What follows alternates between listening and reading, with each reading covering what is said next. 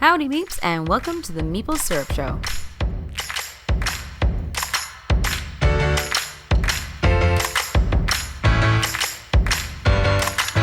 Hey!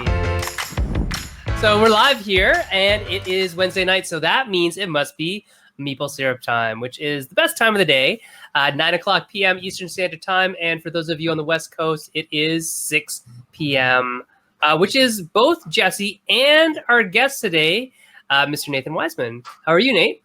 I'm doing good. Doing well. That's awesome. So why don't you introduce yourself before we start in on what we're talking about today? Cool. My name's Nathan Weisman. I'm a game designer. I've been in the industry for about 6 years now. I started in the video game portion of it at Hairbrained Schemes, working on hybrid games, and then went freelance for a while before ending up at Forrest Pruzan Creative, which was recently bought by Funko. So cool. And I mean, honestly, you were kind of born into the industry, weren't you? Yeah, that's true. My dad is Jordan Weisman, who is known for creating BattleTech and Shadowrun and Crimson Skies. He was the founder of Facet Games. Yeah, so a little bit of pedigree there, which is excellent. It's nice to see that it is a thing that can continue on and on and on. It's not just this random job that people have, which is great. So and your brother's in the industry too. Yeah, that's true. He's also a game designer. Yeah, it runs in the family. So today we're talking about inside the industry, not necessarily about genealogy, but we're talking about design studios. Yeah, maybe that's next time. Design studios specifically around the idea of what are they, what do we do with them, and how is that changing the landscape of how games are made nowadays. I mean, they've been around, but I don't think a lot of people know what they are. So let's see what's going on here with my little things. Oh, there's Nate. And Nathan, can you tell us, how do design studios work? So as far as my experience goes, and I've worked with Fantasy Flight and a few other studios just kind of in passing before Funko, is like there isn't one way a design studio works. It really is based on the culture and the leadership of that studio. So at Forrest Pruzan and at Funko, there's very much a communal kind of family feeling, and it's because of that, it's a very horizontal structure compared to my experience from what I saw, at least at Fantasy Flight. There seemed to be more of a traditional structure of like who you would report to and whatnot. And there's also, you can see kind of how that filters through even to what shows up on a box. So any games that we make at Forrest Pruzan or now Funko, none of the designers' names are ever on those boxes, kind of to embody the fact that we think we all worked on it, we all contributed, and that it's a multi-discipline.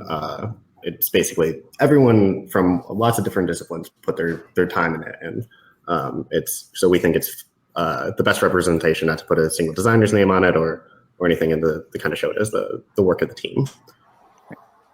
Okay, but are your names in the rules somewhere, or no? Our names are cool. Not in the rules or anything. So we are all listed on our website. Okay. And so you can find out who we are, but we also encourage everyone who works at the company, either as a contractor or a full-time employee, if they're at a con, to sign our user, not our username, the name that our NWeisman32. Yeah, right. Funko.com. So there's a pen name that we all use, and that's what we sign boxes with. That's cool. Cool. With the idea of the team, what does Forrest Pruzan, now Funko, as the design house, what do you guys have there in terms of personnel? Do you have just designers, or is it graphics, illustrators? Is it everybody? What do you have? We have everyone from game designers to graphic artists to illustrators to we have an industrial designer. so pretty much we can take a game from a concept to a fully fledged product all within house. And so in the past, when we were strictly a design studio, not a publisher, we kind of acted like a turnkey operation where people could come to us, want a game, and all they would have to do is basically deliver those files that we provided to them to their to the factory that they wanted to work with, and work with the distribution. So we even have people on our team that specialize in IP acquisition and sales to even help with that part of the process as well beforehand, which obviously carries over to now that we're our own publisher. It's pretty useful to have. Yeah, definitely. And how many people are actually in the design house for Funko now? We have about 30 people, and it fluctuates because a lot of them are contractors, but there's about 30 people in the office every day. Okay. So how does work trickle down to you guys? Are you kind of like assigned something? Do you get to say like, hey, I want that? Or you kind of like, how does work get distributed? It goes a little bit of both ways. And the team has grown recently. So we're still like kind of figuring out what the best ways moving forward are. So it's kind of a growing process, but currently how it works is depending on what part of the cycle we're in. So like currently we went through a process where we went through and said, what are all the IP or non-IP ideas for games we have? We're going to figure out from those which we think there's interest for in the market. And then the people who are the most inspired to have those ideas and work on them are given those to work on. So that's kind of ideally, we want to make sure that our designers that are the most passionate about a project get assigned to them. But that's not always the case. And so there's also, if you ever have free time, we're encouraged to go to Jay, who's our studio lead, and ask for more work. It makes sense. So there's always, the entire time I've been there, which is roughly 8 months now, there's been between 25 and 30 different game projects that are being worked on. So there's a lot of stuff to do. Do you find the work keeps getting shifted around? Like, do you get to follow something to completion, or is it sort of like you're given a certain amount of time, then another person comes on board? Like, is it a bunch of cooks in the kitchen, or do you actually kind of get to focus? It varies on project. But a lot of the time, we're kind of incentivized to be comfortable with giving up the work, so that not having that ownership of like, so just recently on a project, it was like I was bringing the game in a certain direction, and someone else had a different designer on the team thought was like, oh, like maybe if we did this thing this other way, like it could be better. And I was like, yeah, that seems great. And so like I actually was proactive in saying like, I think this other designer should pick it up and run with it because they have this vision that the rest of the team seems to be responding to. And so I thought they could execute that better. Other times it's we need to take X designer and bring them onto a different project that we think that they're better suited to or something. And so we need someone else to pick up this project that's being left behind. So there is a lot of passing off. And because of that, we try to like keep everyone kind of involved or at least knowledgeable about what's going on. And there's a lot of playtesting that happens within the office so that you're constantly being exposed to at least the different projects, even if you're not directly working on them. Yeah, that was actually my next question was about playtesting, because for those of us that do not work in design studios, playtesting is usually the choke point for every design project, right? Accumulating things on my shelf, then I need to test. How does playtesting work when you have a design studio? Do you guys have time set aside to do it? Is like everybody always on call for playtesting, and so someone rings a bell and like 6 people show up and you play the game? Like, how does that happen? How do you keep the gears turning? That's the real so question. we have a few different you guys are about to be very jealous. We have a few different stages of playtesting. First is our playtesting just with other designers. And that's basically you have something ready and playable that you've made. You guys all made prototypes, very similar. We have a workshop where we have components from everything from literally doll heads to blank dice. I don't know what we're going to use a doll's head for, but I'll figure it out eventually. You never know. You never know. So we make our prototypes. We then find other designers that have time in their schedule often, and you just start playtesting it there. That's how you get the first kind of few iterations done. After that, we have what we call workshoppers, which are paid part-time people that come in, and they just play the games, and they come in 2 to 3 times a week, and they're there for 4 to 5 hours. And we just give them different tasks, and they give us feedback on those. So that's our kind of next step of playtesting. And then finally, we have people that we have civilians that we bring in from the wild who sign up. They're given copies of the games that they playtest. And there's different varying levels of playtesting, either where we're teaching them the game or where we have rules that we're testing, where we just kind of give them an out-of-box. We just give them the box, the rules, and we have a window or double-sided mirror that we can sit behind in a room that's just full of cameras. And we can just watch them try to figure out the game, so that we can not only test the game, but the rules as well. And then, lots of testing that we get access to. That's kind of crazy. Yeah, like, impressive. you know what? It's traditional for maybe a lot of other industries to hear stuff like that. It's interesting from the gaming side, because it's either like you hear about a few kind of studios, or you hear about like everybody's kind of chugging along on their own. You know what I mean? It's a very interesting. It's a switch. What was that transition like for you, going from being like, somebody who, designed your own games, had your name on it, and now you're, kind of inside of this whole system? It's something that I'm personally still kind of working on, and it's definitely a switch when you have like in how to working collaboratively, and like when you choose to give up your own ideas. It's similarly to working with a design partner rather than just working with yourself. There's give and take there, and now there's give and take with 7 other opinions sometimes in the room.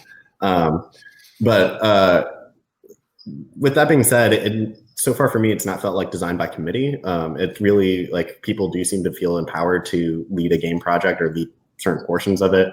And there's always, among all the designers, while it's being passed off, the game usually does stay with a single producer. So within the studio, we have producers, game designers, artists, designers, graphic designers, and producers basically, since they're going to stay with that game, usually not only through design, but all the way through all the production and even through sometimes the manufacturing,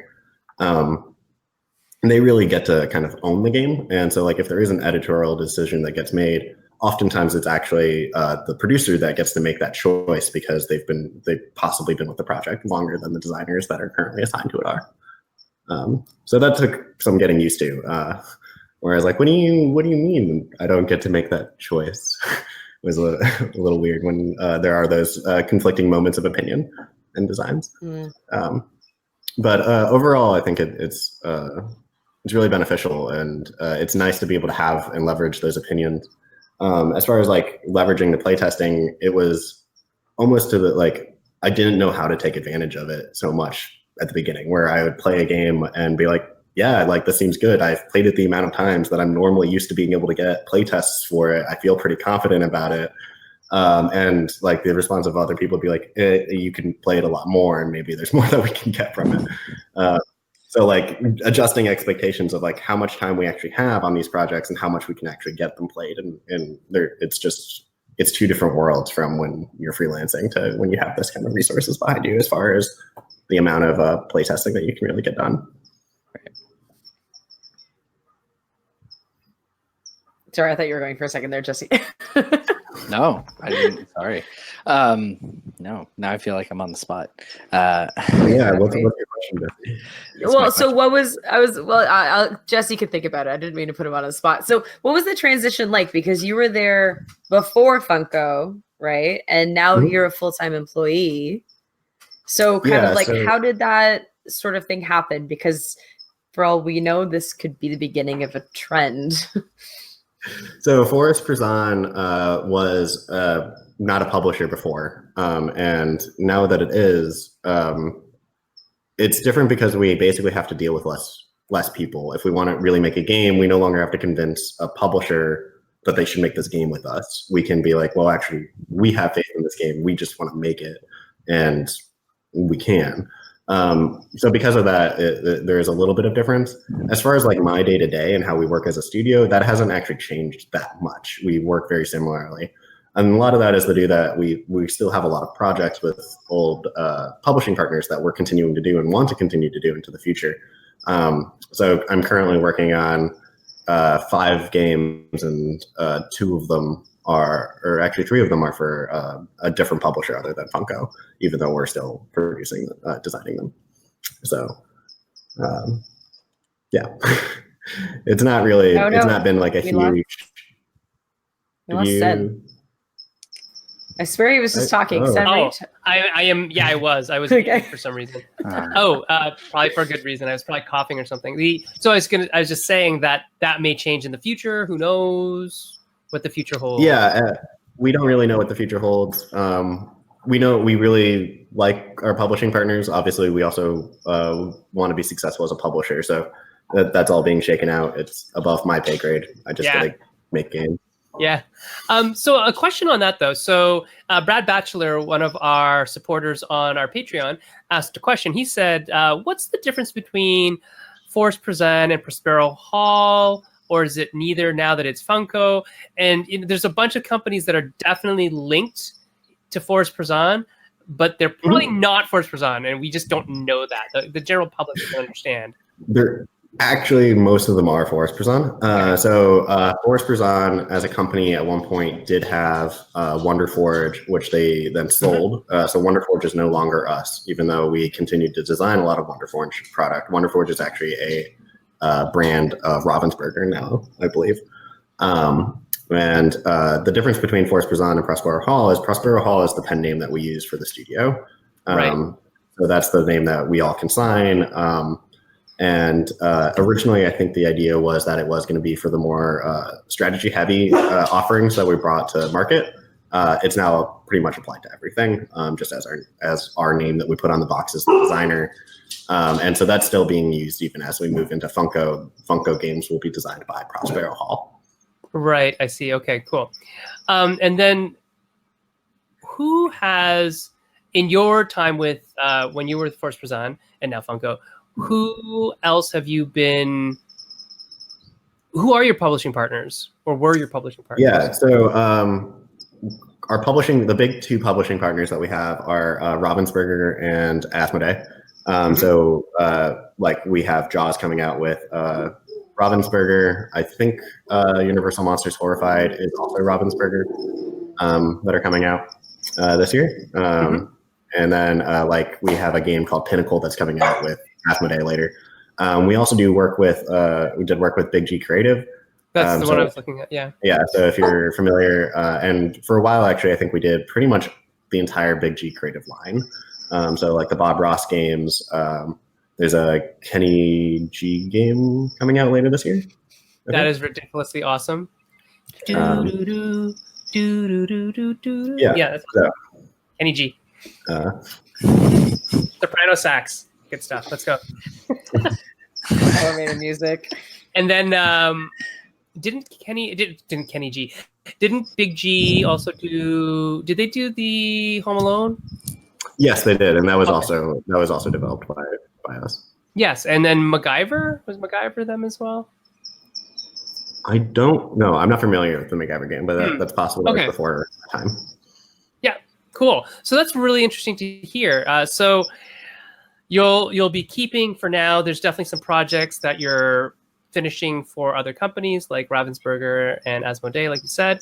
And so then is there anything you can tell us without, breaking NDAs or whatever about Funko's slate? What's a Funko game going to look like?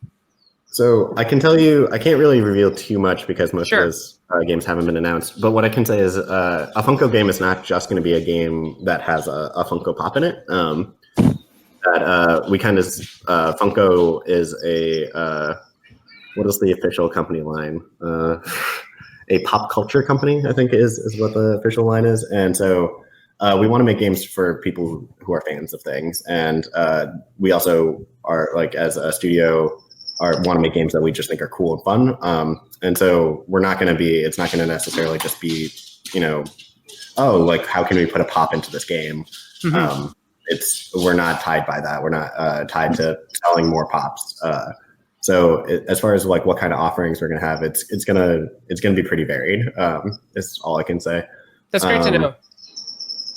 Yeah, and we have some big announcements that are going to be coming up throughout the summer. So Excellent. I know the Funko line, like at New York Toy Fair, you could see the switch happening where there was a ton of IP, and you could kind of see where they're extracting like a look where it's like they're vaguely related, but they're softening. Like you're not seeing a lot of that pop figure anymore. You're seeing a lot of product though, and so I could see it turn into the game realm quite quickly. And Funko is a pretty large company. Like a lot of people don't realize that Loungefly, which makes a lot of purses and handbags and other things and apparel, is part of Funko as well. So it's pretty far-reaching, and they seem to be controlling at a pretty good pace, or growing at a pretty good pace, I should say. So Diversifying. yeah, I think they bought an animation studio last year in London too. Just buy an animation studio. Why not? Why not? Buy a game studio. Buy whatever you want. Yeah, so it's treat yourself with the company. One of each. One of each. One of each. Is there going to be games that have pops in them though that you know of? I'm just wondering, just because that's what everybody. It's got to happen at some point. Yeah, like, everybody was like saying, default. "Oh, so I guess instead of miniatures, we're gonna have pops now." So I mean, There has to be at least one. I use pops in my prototypes, so I got a big old Funko Rathalos from Monster Hunter that I use as a boss in any game that's got a big enemy. So they're great prototyping tools. Just market them as that. I love pops. I get a discount now at the Funko store. I have a bunch of them on my desk now. It's great. that would be horrible. Yeah. So we How use is- pops for prototyping too. Yeah, I'll just say that. Yeah. How about There you Yeah. go. Excellent. Nice. So we talked a little bit about structure and format of how you work within the internal team. Is it difficult having so many designers in one space with the industrial designer and the graphic designer and the illustrator? Do you have time to basically sit by yourself and say, I'm going to pound out these numbers and don't bug me about the packaging or whatever? How does that work? Yeah. Most of the time as a game designer, I'm not actually bothered with packaging at all. It's the producer that's managing most of that effort. I'll get to put in my 2 cents and whatever, but it's mainly the producer that's handling all that. As far as like there being 8 other game designers, there's a lot of other game projects being worked on. So like for instance, most of the games that I'm working on, I'm the only game designer assigned to right now. So if I need time to just sit at my desk and hammer on it, no one's going to bother me to do that. We also recently implemented a system where we have this like whiteboard, and you can mark yourself basically what your varying level of like how committed you are. So you could be like, I'm available for playtests, I'm available for new projects, I'm totally committed. And so like that lets people know like where you are, so they don't have to come bother you. That's great.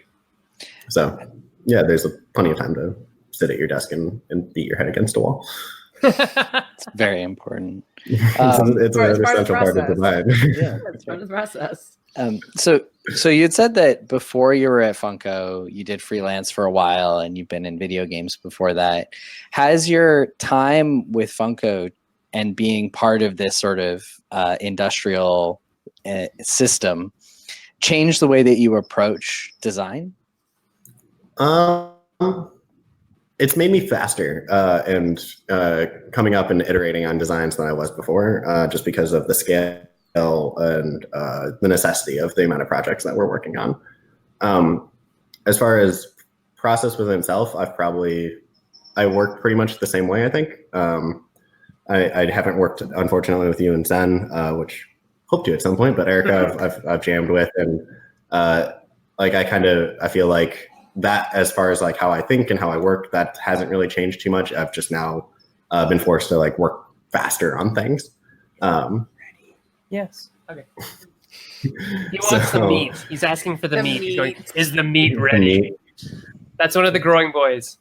He is 3 or 4 inches taller than me already. So He's hungry. Okay, keep going. yeah. Less about meat, more about games. Now I want meat. You have me thinking about meat. It must be dinner time around where you are. So there you go. It is, yeah. It's 6:30. I actually haven't had dinner yet, so it'll get there soon. What is your day like? Can you go through a day from when you wake up to when you come home? what does it look like for Nate Weisman?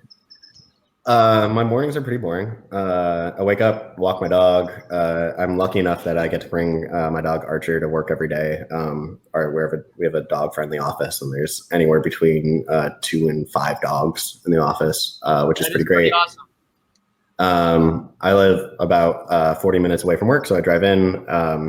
We have Monday mornings, there is a all hands meeting where we kind of just go down the list of where every project in the studio is. And then after that, there's a quick designer meeting where we just kind of say, like, these are the projects, these are the things coming up, this is what we need ideas on. And everyone kind of sets their, that whiteboard that I mentioned. That's kind of when we kind of set that for the first, for the week. And then after that, it's really free form. You're kind of empowered as to spend your time how you think is necessary. There are meetings throughout the day, but like, I don't have someone telling me a direct priority order or what I need to be working on necessarily for each individual project. I kind of manage that myself, and then there are certain dates that I know of, like, okay, we have a weekly check-in for this game on Thursday afternoon. This is what we're going to see, or what they want to see, or how we need to be moved forward. And we have an end date of like when print files are due, and then all those things that we're working towards. So as things get closer to the deadline, they kind of move up in priority and whatnot. But a lot of it is spent at a desk working, either looking at online for inspiration for different things, or actually just crafting prototypes and trying out different things. So it doesn't, like, I say this like, in all sincerity, a lot of the times I can't believe that it's a job. It feels a lot like summer camp. In my entire career as freelancing, there was always some hustle or business side attached to the design. And this is the first time that I felt like it's not only not my responsibility, but like I'm like, no one even asks for me to do that stuff. And it's just really like my time is spent just creating and coming up with new mechanics and trying them out. That sounds awesome. Yeah, it really it's pretty does. great. People jealous. Yeah, The dog-friendly office going. That's super awesome. Yeah, it certainly helps the summer camp feel, I imagine. It does, and I think like it's just also the way that we work. Like, no one's like keeping attendance or anything. There is obviously like you're required to report if you're not there, but and a lot, it's just like communal feeling and the culture that they've built at FPC and now Funko that's really also, I think, contributes to that feeling where you go into the kitchen and there's people hanging out, either playtesting games, jamming ideas, just talking about what's going on in the world. There isn't like, while everyone is very motivated and working very hard, there's a relaxed kind of feeling around, and a very supportive one. So I think that's also where it kind of comes from. And our playtest laboratory is basically a living room, so that helps too. Yeah, that actually makes total sense, because where do you play games? In your kitchen or living room? So in a room with white painted walls and a double mirror and a single light hanging from. Well, we have that room too, but we don't use it for the same thing. Oh, okay. What tools do you have available to you that regular old freelance designer like the rest of us may not have? We have nice printers, and we have a corner rounder, which I didn't think was a big deal until I got there. And rounding your own corners for punch card, like cardstock printed stuff, it's really nice. It makes a big difference. But yeah, I think the biggest thing is the printer and like just the readily accessible quantities of whatever component you can think of. Right, is something I think really can be underestimated. Is that somebody's responsibility to like keep all the cubes up to a certain level? Yeah, we have an office manager, and she makes sure that we have stuff. So like if we're running low on dice, we're running low on chips, whatever. If we ever do run out of something, like was a project that had some weird components, and it was like, all right, well, just asked her, and she ordered it online, from Amazon, and it showed up the next day. We also do a lot of IP stuff. Luckily, our office is right above. We actually own the building, I think, Scarecrow Video, which is a think about Blockbuster, but like Blockbuster that has everything that was ever made. Oh wow. It's actually like a landmark in the city, I think. And so On VHS though? Rent on VHS or DVD. They have a lot of VHS tapes, I think. That's so fun. Yeah. And so you can go rent stuff, and if you're making a movie, a game about a movie, you can go watch the movie and then jam it out, right? Yeah, definitely. I have a list, which I can't share, unfortunately, of all the movies that I've watched at work. I've watched some horror movies in the middle of the day, which really makes for a weird rest of the day. Yep. Yeah, that's funny. Andrew Wolf is saying that the corner rounder is the second best to industrial chop cutters. So I think when he was at the OP, they had this giant like pneumatic thing that you could cut 60 pages of cardstock at once. So he really liked that. We don't have that. If we had that'd be handy. You tell the office manager. Today, someone was asking questions about a laser cutter. So I was asking questions about that yesterday with Jesse. So I'm hoping that means we're going to get a laser cutter soon. That means I get a laser cutter soon. I don't think that's how causality works. I think that is how that works. I mentioned it in the same day that he was thinking about it. Right? So that means you have to buy him one. Well, I mean, I would buy one, but I was gonna say I got a component cut that was laser cut. It adds up. Yeah, and it's just time, effort, and mostly it's my friend's laser cutter, and he's like, "Oh yeah, I'll cut it," and I want to pay him, Tim. I do want to pay you, but he's like, "No, don't pay." But then it's on his time, and maybe I have more of a need. So we've talked about he's a game store owner, so we've talked about running a maker shop out of his game store on one side of it, so that I'd buy the equipment and he'd learn how to use it and run it, and then I could just come in after work and have a key to the store, because I usually am designing at like 2:00 in the morning, and so that would be my best thing. Moving on from that, is this design house type of thing the future of game design? Where's my thing? Where's my thing that goes? Where's your banner? Where's my thing that goes there? It's not showing. Anyways, no big deal. Is it the future of game design? Are there more design houses that we don't know of? There it goes. Do you know of any more that you can? I don't know of any on the scale that Forrest Pruzan was. There are smaller ones that I know of. I think in general, there's a space in the industry for design houses. I think it's really nice. And I think it's basically like, for instance, like if the three of you and Daryl Andrews and a few other people got together and decided like, hey, let's pool our resources, let's find someone who can negotiate for all of us, and kind of set up, basically freelance as a group. That's how I imagine a design studio would come to fruition moving forward. I think, unfortunately, how I kind of see a lot of the industry going is I feel like publishers, after they get to a certain scale, are going to try to bring those resources in-house, kind of like Funko did. Mm-hmm. And the reason for that is, like, why pay a royalty if I can pay someone a salary and then own everything? And so that's kind of the trade-off as a designer also is like, how much do I want to own the IP and the stuff that I'm working on, opposed to how much do I just want to get paid and still have that creative like freedom to work within those restrictions. Right. I mean, I think this has a chance to set precedent that this is a viable thing.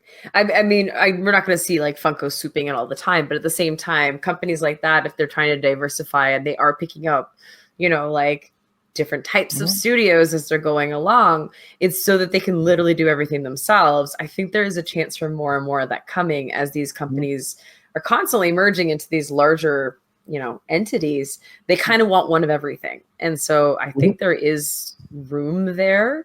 But the question is whether or not people are prepared for that to play in that kind of space. It's not just design, right? Correct. Yeah.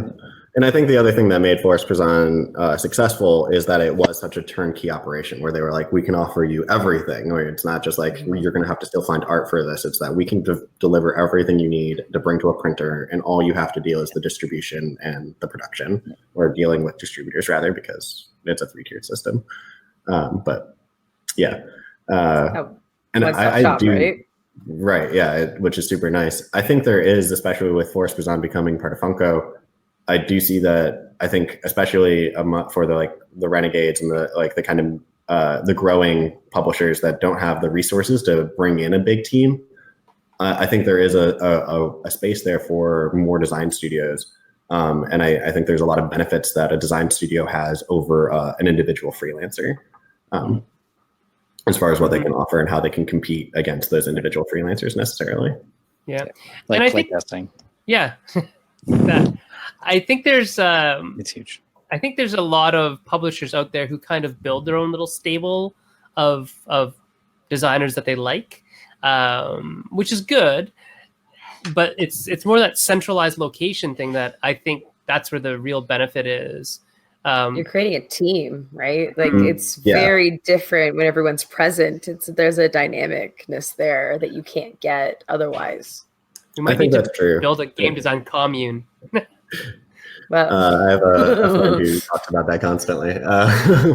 But yeah, I think it is, and then I think it's also the idea that you're able among that group of designers and resources to provide enough work that is all that you're doing, that you're focusing on that, rather than it being, as a lot of freelancers often can't make a full-time living being just a game designer, and so they have to or want to have other work on the side. And so part of, I think, what makes the design studio effective is that they can lose money on one project but make money on another and still kind of even things out, because they're dealing in larger quantities, because they're in a centralized location, because they're focused on it, and they're using all the connected resources that everyone involved has. Right, which makes buying something like a $6,000 laser cutter a business expense as opposed to a personal expense, right? Right. Yeah.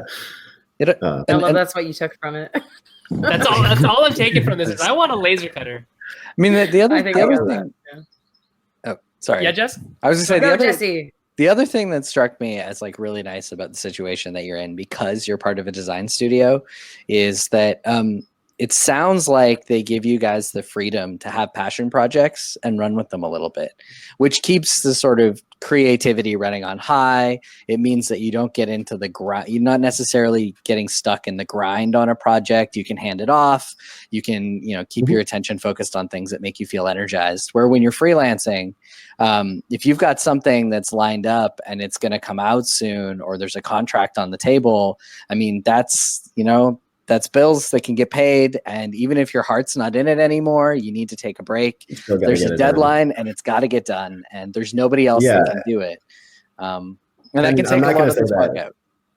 Right. And there are certainly times that it's like, this just has to get done. And there's no one else. Like, we have to meet deadlines too. And unfortunately, even if, you hate a project, you're the one that's working on it. So you have to get it done. But it is lucky that you have other people to bring other fresh ideas to it, re-inspire you, to share that with. I had something else I was going to say, but I totally lost it. Oh, well. It'll come back. But yeah, I think, I don't know. I agree. So how come Asmodee doesn't have a design studio? What do you think? I think they have a few. Because within Asmodee you have like all the different studios that they work with. That's true. I think what that came to us in particular was that Forrest Pruzan has a expertise in mass market games. Right. The most commercial of commercial games, and I think they were looking to us to help them design in that space. And so that's where most of our games are for them, are made for directly going into Target and Walmart, and have pretty large quantities right off the bat. So that's actually a question. Go ahead, Jesse. I was going to say, so what does that feel like as a design constraint, coming at this from a design side, when someone says, all right, we're going to make this thing and it's going to go in mass market? What does that mean for you when you sit down and you put pencil on paper? Yeah, so for us, it means a lot of being really constrained in what you think the complexity of a game can be, and also the componentry, because a lot of the times it has to be a game that's going to fit in a box of a certain size, and it's going to be $9.99, or it can't be over $15, or something that for a core game seems ridiculous, and it's just what you have to do. So something that I'm learning from, coming from like myself as a core market gamer, and where I was freelancing, is learning how to like judge complexity levels on a different idea of like, not necessarily like this has to be super simple, like it's Candyland, but how do we create really interesting choices that aren't complex to explain and aren't complex to wrap your mind around, so that grandma who's pulling it out with her 8-year-old can still feel like she knows the game, she can teach it, and both of them have a great experience in being able to come up with good choices. And so it's just we've lost everyone. It's just being cognizant of like the kind of skill level and complexity level that you want to have to take to be in that area. And I think you can assume that more core market gamers are prepared for more complexity and more abstract thinking than you could necessarily in a mass game. Right. Yeah, so that actually dovetails nicely with the question from the audience that Sen was to bring up. So Brad Batchelor was asking that a lot of your games are simple enough to have mass market appeal, but have enough decisions to satisfy hobby gamers. Was that a conscious decision? And then can you tell us a little bit about how you go about executing on that?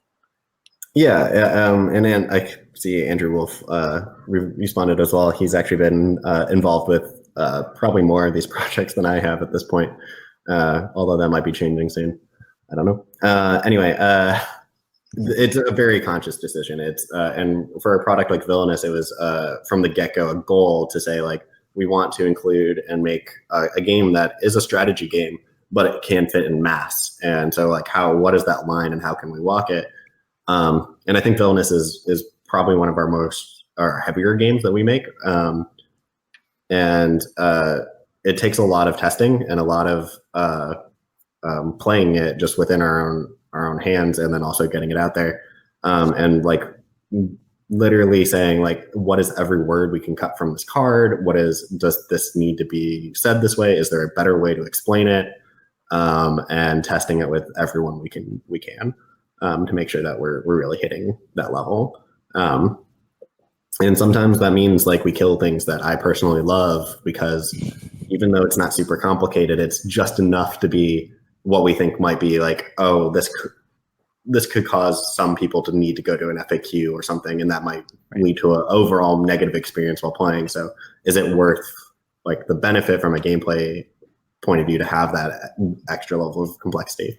And sometimes it's like, literally one bullet point difference of how a thing works, or whether or not it's is this a check if or if then command kind of thing, or is it just do this at the end of your turn? And obviously those have big gameplay ramifications down the line, but it's that kind of thinking and that kind of granular thinking of how can we make this really as accessible as possible while leaving in as many interesting decisions as possible.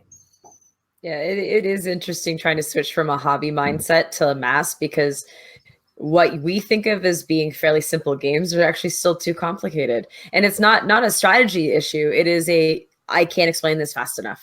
I need the gameplay simplified. Keep all the strategy you want, but the gameplay has to be simplified. And that is a really weird line to walk and get used to walking.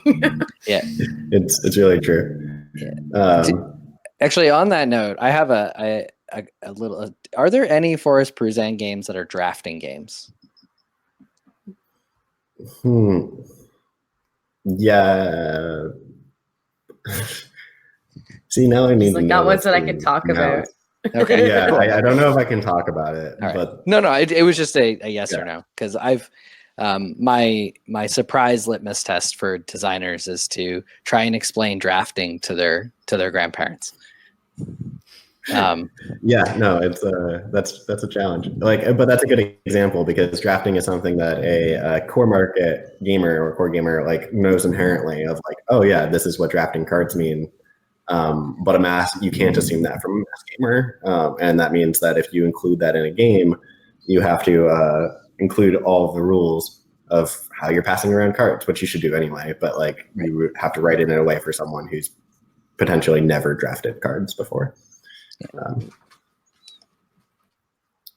But I think like there's a net double-edged sword to that, because you're potentially creating a game for someone who's never played a game before. They have no preconceived notions theoretically of how that should work. So if you come up with something new, you don't necessarily, and it makes sense.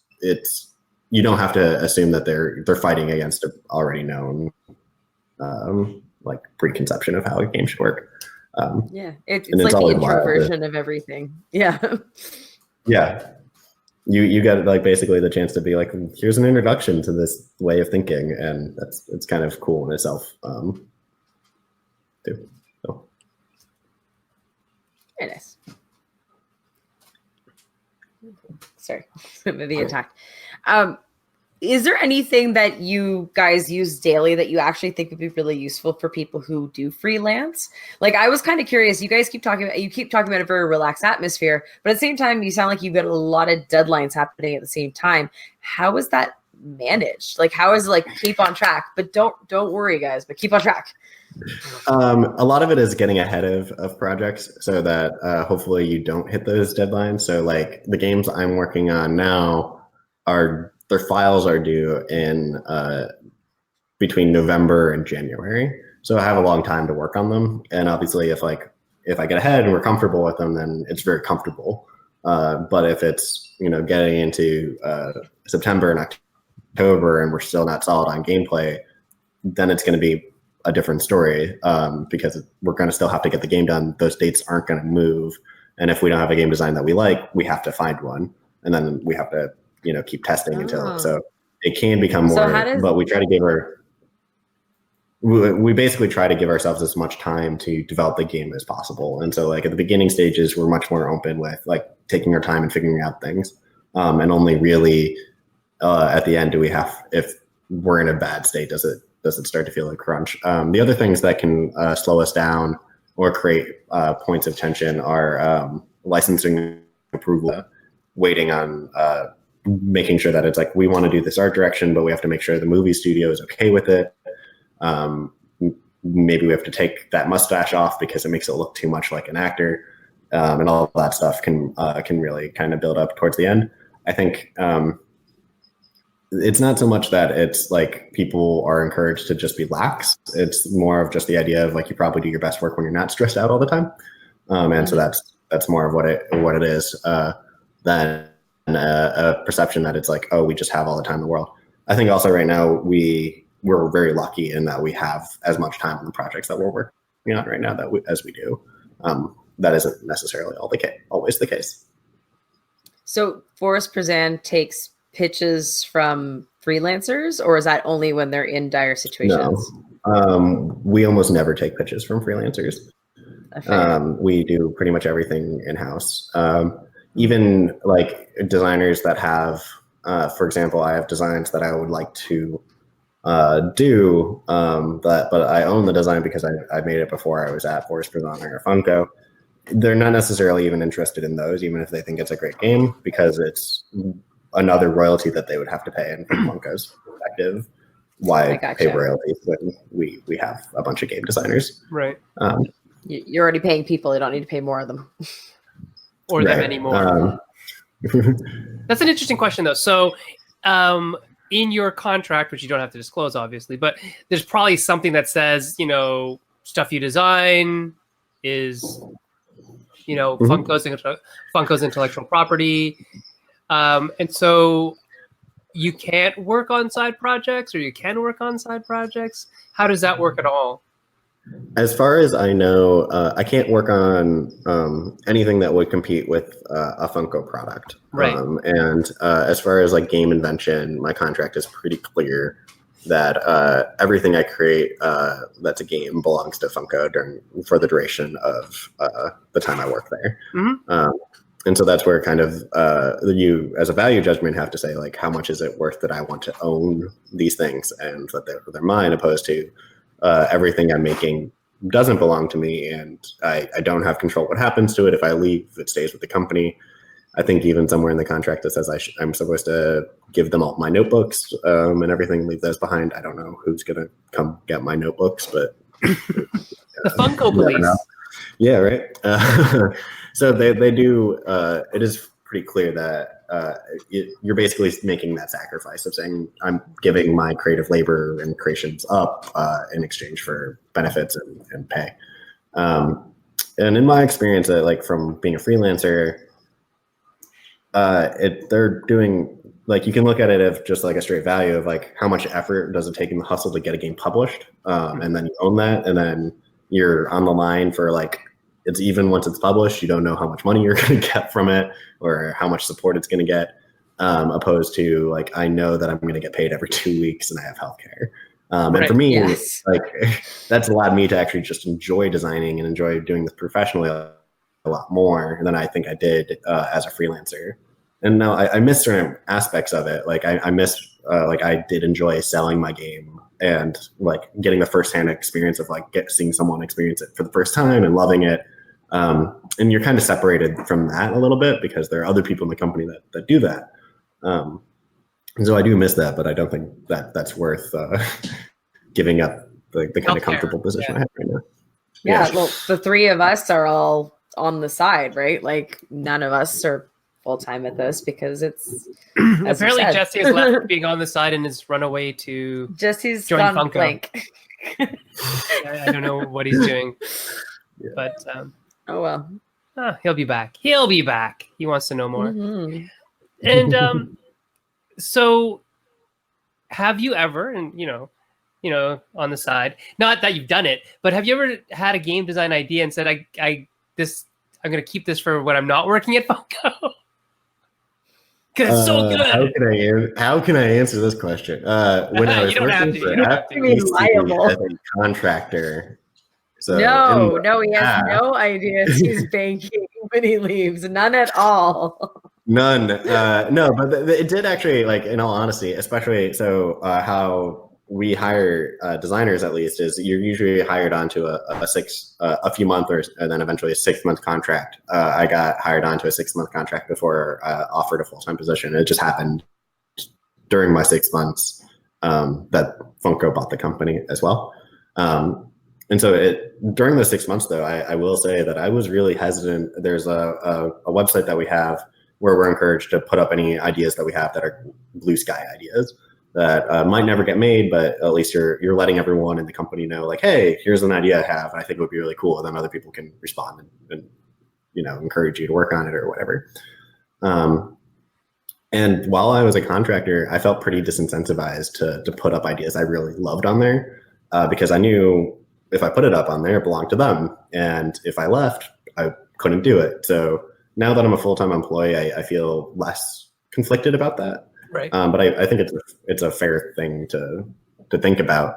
And there are definitely some ideas that are games that I have like that I sold to IDW and have signed with them that I could get back at, and other designs I had previously that I would love to do at some point. And then, it's just that, like, even though Funko has no interest in them, I can't act on them either right now because I'd be competing with Funko. Right. And so, maybe years down the line or something, I'll be able to get back to those ideas. But currently, I'm pretty occupied just coming up with stuff for the projects that I have, and they keep me pretty busy. Right. So you have a non-compete clause as well. Do you have a non-compete clause? Like if you left Funko for God knows why you do this, it sounds awesome. But if you did leave Funko, is there a non-compete clause for like X number of months? You're not working for a competitor or anything like that you know of? I don't believe so. I read the contract fairly carefully, but I believe there is no like exiting non-compete. Like I could leave and go work for the OP or Fantasy Flight or go freelance again. And I don't believe that would be an issue. That'd be hard to. That'd be really rough on their part too, and enforce onto people anyway. Because it's like if you're gonna leave game design, you're gonna go to game design. It's like basically like, no, you can leave, but you can't work. Yeah, but I mean, people do that. Or they at least try to. I don't know of a case within the game design industry, but in the U.S. here, we have a company called Jimmy John's that absolutely tried to do that to people for sandwich shops. It was like, well, if you leave, you can't work at another sandwich shop. That's It's ridiculous. Yeah, it was, and I think they got sued for it. But so I think my advice for anyone for any situation when you're giving up your rights to creative IP or and non-compete is to really read those things carefully and make sure that you're really comfortable with what you're giving up, because you are giving up things, whether you think you're not, you are, you're not, and it's often worth the trade. But as the creative, it's hard anytime you make a conscious choice to say, like, my name's not going to be on this. People will have to learn that I did it, or that I'm not going to own this too.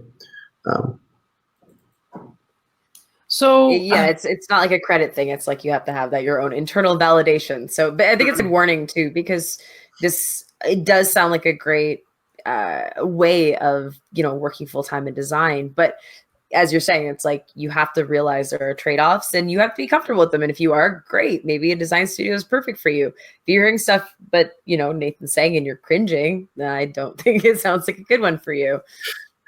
Yeah, I think, like, as much as I make it sound like, oh, we get to work on whatever we want, that isn't also really the choice. Sometimes you're like, oh, I'm not really thrilled about that project, but it's landed on my desk, and you're going to do it. It's the odd chance that you get to say, like, hey, I think you're going to do better for this, and it all works out fine. And sometimes that doesn't work. Like, they disagree, and they're like, actually, I don't want to do that. I had an idea for it, but I think, like, I don't have time. And you're stuck with the project to push forward.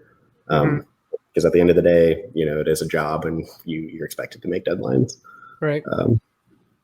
So what's one final piece of advice that you'd give to people who were thinking about either working at a design studio, starting a design studio, something like that, other than get a laser cutter or whatever that thing they just that we want? What's the final piece of advice? Corner rounder. Yeah. Corner rounder. That's what you need.